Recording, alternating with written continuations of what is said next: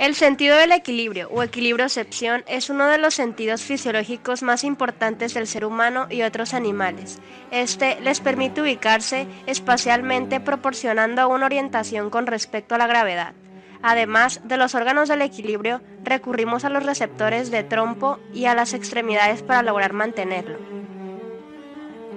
El equilibrio se desarrolla durante varias fases a lo largo de los primeros años de vida y en algún momento de la edad adulta empieza a declinar.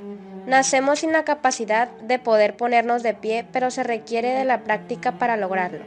Esto se logra cuando el cerebro tiene la capacidad de reconocer y procesar velozmente la información recibida para poder caminar, lo cual con el paso del tiempo se vuelve normal.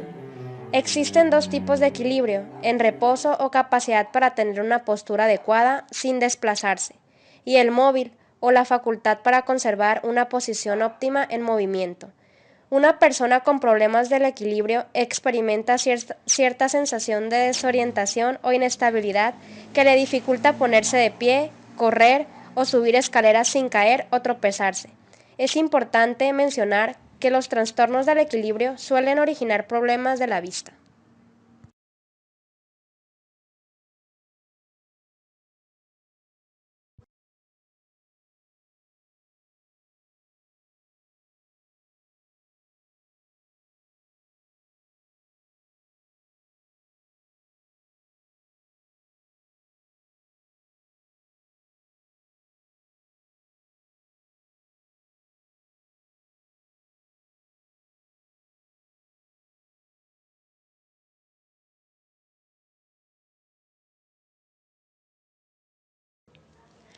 El sentido del equilibrio que proporciona orientación respecto a la gravedad se debe a la función de un órgano llamado el aparato vestibular, que junto con la cóclea forman el oído interno. El aparato vestibular consta de dos partes: los órganos otolíticos, que incluyen el utrículo y el sáculo, y los canales semicirculares, que se proyectan en tres planos: el canal anterior, el posterior y el lateral. Cada canal contiene una extensión interna llamada conducto semicircular, y la base de cada conducto se conoce como ampolla. Las estructuras sensoriales del aparato vestibular y la cóclea están ubicados dentro del laberinto membranoso, una estructura tubular llena de líquido llamado endolinfa, la cual difiere de cualquier otro líquido extracelular porque tiene una concentración más alta de potasio y una concentración mucho más baja de sodio y de calcio. Por estas razones, la despolarización de las células pilosas mecanorreceptoras es producida por el flujo pasivo de potasio. El laberinto membranoso está situado dentro de una cavidad ósea en el cráneo, conocida como laberinto óseo. Dentro de esta cavidad hay un líquido llamado perilinfa. A diferencia de la endolinfa, la perilinfa es bastante típica de líquidos extracelulares.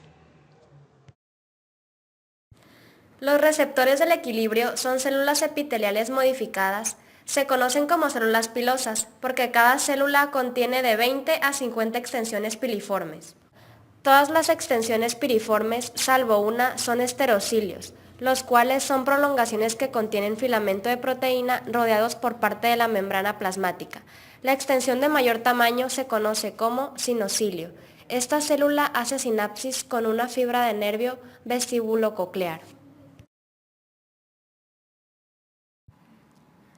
Cuando los esterocilios se flexionan en la dirección del sinocilio, la membrana plasmática se deprime y los canales para potasio se abren, lo que permite que el potasio entre de manera pasiva y despolarice la célula pilosa.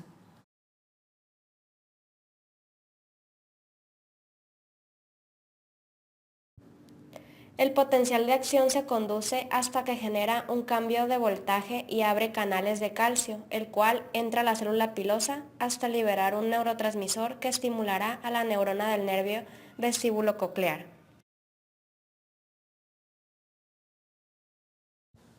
Cuando los esterocilios se flexionan en dirección opuesta, la membrana de la célula pilosa se hiperpolariza y como resultado libera menos neurotransmisor sináptico.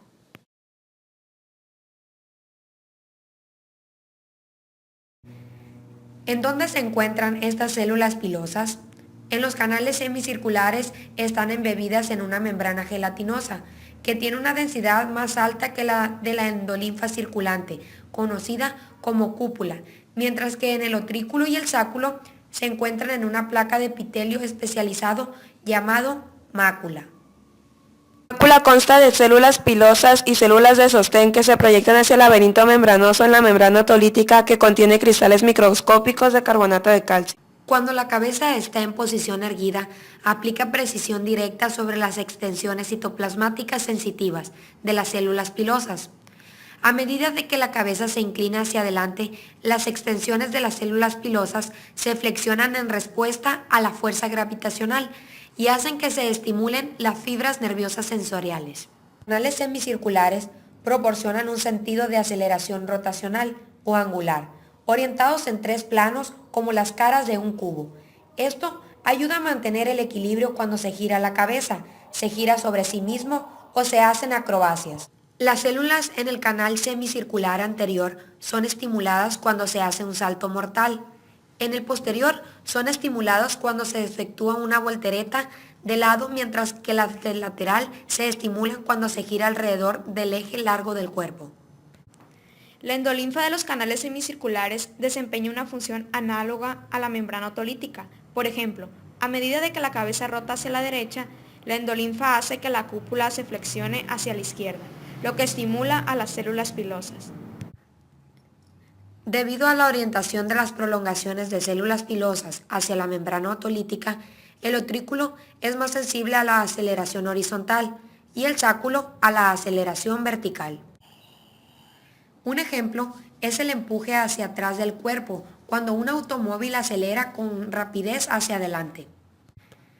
Durante la aceleración hacia adelante, la membrana otolítica se mueve con menor rapidez que las células pilosas, de modo que los pelos del utrículo se empujan hacia atrás. De modo similar, la inercia de la membrana otolítica hace que los pelos del sáculo se empujen hacia arriba, cuando la persona acelera hacia abajo en un ascensor.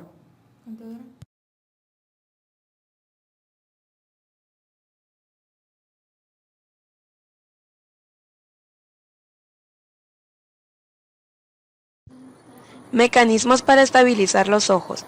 Cuando una persona cambia rápidamente su dirección de movimiento o hasta cuando apoya la cabeza hacia un lado, hacia adelante o hacia atrás, sería imposible que mantuviera una imagen estable sobre la retina, a no ser que dispusiera de algún mecanismo de control automático para estabilizar la dirección de la mirada. Cada vez que la cabeza realiza un giro brusco, las señales de los conductos semicirculares hacen que los ojos roten en una dirección igual, pero opuesta a la suya. Esto deriva de los reflejos transmitidos a través de los núcleos vestibulares y del fascículo longitudinal medial. Esto va hasta los núcleos oculomotores.